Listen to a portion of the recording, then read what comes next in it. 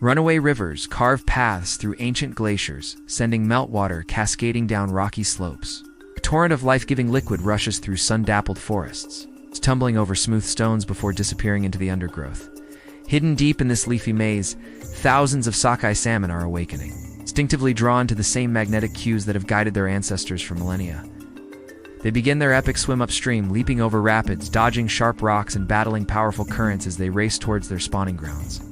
For days, the salmon battle exhaustion, battling one another to be the first to reach their destination. Finally, one scrambles up onto the bank, flopping weakly in the shallows.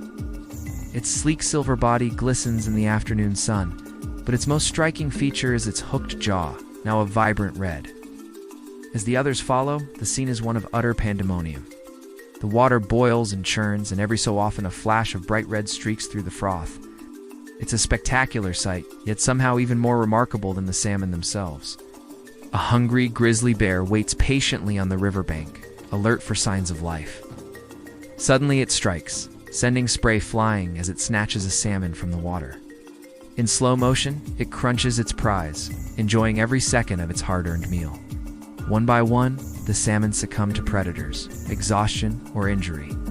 But those who remain undeterred push forward until they can lay their eggs and die happy in the knowledge that their offspring will continue the species. But what happens next? Let's find out. Millions of tiny salmon eggs nestled in gravel beds across the river system are nourished by nutrients, carried by each passing stream, and fed by the energy of the sun, which fuels the plants that line the banks. Life is beginning anew, carried on the backs of these delicate embryos. Meanwhile, on an African savanna, a herd of wildebeests thunder across the plains, kicking up clouds of dust behind them. Their breath hangs in the air like smoke against the blue sky. Overhead, hundreds of zebras weave and bob through the tall grass, their striped hides blending seamlessly with the shadows cast by the acacia trees. Although seemingly at odds with one another, these two species are engaged in a delicate dance of survival, one that has played out countless times over the course of natural history. The zebras lead the way, their keen eyesight scanning the horizon for danger. The wildebeests follow close behind, their acute sense of smell sniffing out water, a precious commodity in this parched landscape. Sure enough, after hours of walking, the scent of rain hits their nostrils, and they break into a run. Soon they are joined by hundreds of their closest relatives, the gnus, and together they surge forward, eager to quench their thirst. As they approach the Mara River, tension builds. The crossing is fraught with danger. Many have made it safely to the other side, but many have not. A sudden movement in the water breaks the surface tension. A pair of eyes peers out, followed by the emergence of a long, sinuous body. With a flick of its tail, a crocodile disappears back into the murky depths. The animals hesitate, their senses on high alert. Then with a sudden burst of energy, they charge into the water. One by one, they make it across the river, shaken but unharmed. But not all are so lucky. One unlucky wildebeest is snatched from the safety of the herd and dragged beneath the surface. A few seconds later, only bubbles break the surface, where moments before, there had been life in motion. On an Indian Ocean island, the forest comes alive in a blaze of orange. Merging from the undergrowth are thousands of red crabs. Their beady eyes scan the landscape for the sea. But how do they know which direction to take? The answer lies in the ground itself. As the crabs trundle across the baked earth, the vibrations from their footsteps create a subtle pulse that ripples through the soil. This rhythm acts as a compass, guiding them towards the ocean, where millions of years ago, life began. The crabs trudge onwards, oblivious to the fact that their journey was charted by their ancestors, long before they were born. At first, the road seems endless, but as the crabs press on, small groups begin to arrive at the sea. Here, nimble crabs use their claws to help others navigate the final stretch. Some even carry their companions on their backs. Others dig burrows beneath the road, allowing their fellow crabs to pass through safely. Still more work together to form living bridges over cracks in the tarmac, ensuring no one is left behind. And when the going gets tough, they dig tunnels beneath the road, navigating the darkness as a group until they finally reach the light of day. And here too, the females are laying eggs on the beach, their shells gleaming like rubies in the silvery moonlight. The eggs hatch into larvae, which float away on the current, swept out to sea, carried by the very tides that cradled their ancestors before them. Now fully grown, the young crabs start their long trek back to the forest. Along the way, they must avoid being crushed by larger crabs searching for a tasty snack and evade the yellow ants that scurry through the undergrowth.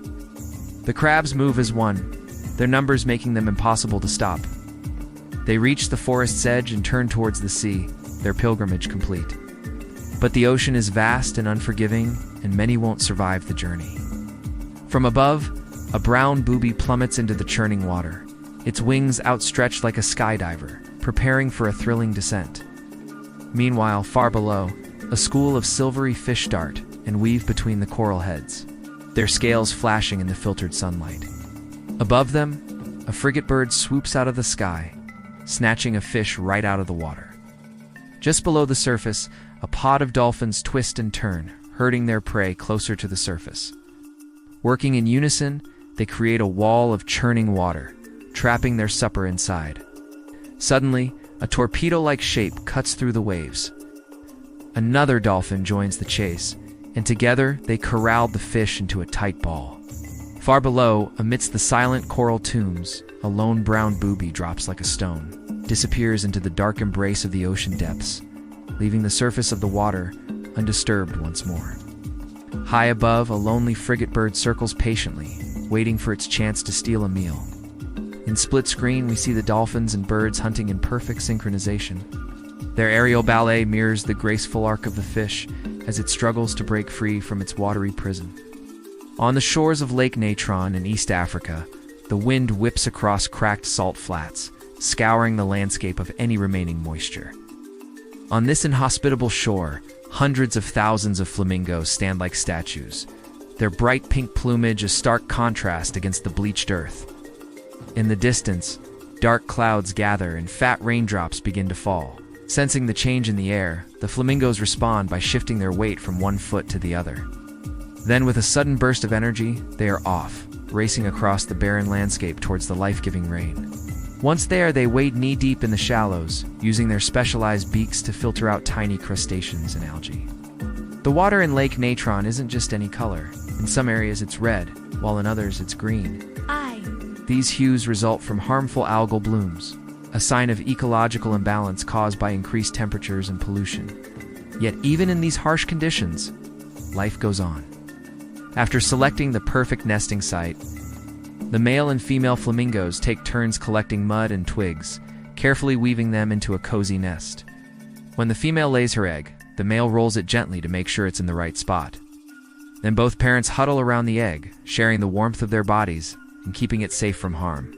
When the chick finally hatches, the parents waste no time in getting it up to speed. They groom the chick, encourage it to take its first steps, and teach it the art of foraging for food.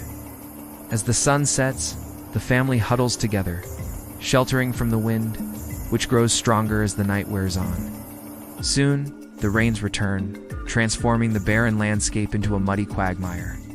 Once more, the flamingos rise to the challenge, joining their paddling mates and trudging deeper into the lake.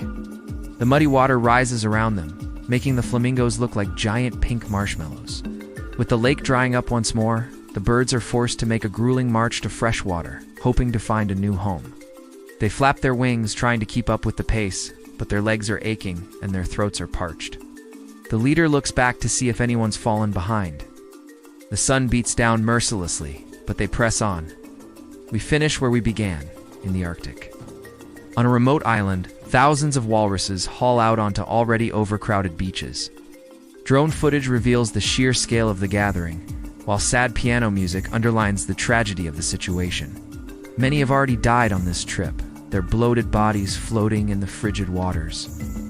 Those that remain trudge wearily towards land, their tusks glinting in the weak sunlight.